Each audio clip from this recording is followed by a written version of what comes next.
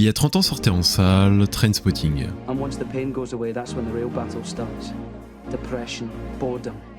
You feel so fucking low, you'll want to fucking top yourself. Lorsqu'il s'agit de réaliser un film atypique et viscéral, Danny Boyle n'est jamais bien loin. On suit l'histoire de Mark Renton, un jeune écossais toxicomane qui tente de vaincre son addiction à l'héroïne et de se séparer de son groupe d'amis irresponsables afin de reprendre sa vie en main. Trainspotting nous transporte tout de suite dans son histoire par sa scène d'ouverture au rythme effréné accompagné de Lust for Life, rythme d'une vie marginale boostée à l'héroïne et aux excès en tout genre que mènent nos protagonistes Renton, Spud, Tommy, Sick Boy et Begbie.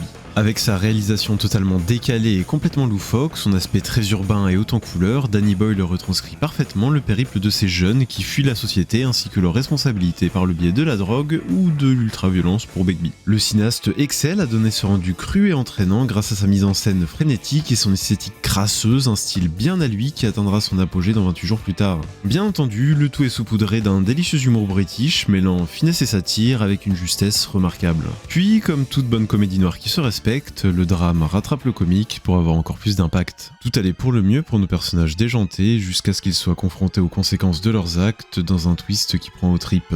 Leur négligence due à l'addiction a entraîné la mort d'un bébé, symbole de l'évanescence des personnages quant à leur devoir. À partir de ce moment, le film prend une tournure tragique et la légèreté pleine de candeur de Renton laisse place à l'enfer de sa cure, car quoi qu'il fasse pour stopper son addiction, l'héroïne plane au-dessus de sa tête, telle une épée de Damoclès. C'est ce qui fait toute la force du film, la possibilité d'une rechute est toujours présente et il faut une force surhumaine pour se sevrer.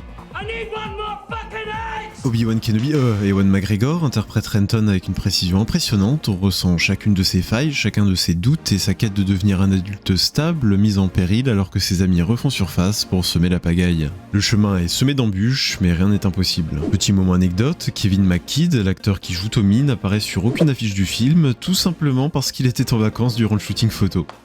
À la boulette. Trainspotting, c'est la comédie nord-british de référence, un parfait alliage d'humour, de drame et de satire qui nous montre que la drogue, c'est la porte ouverte au chaos le plus total.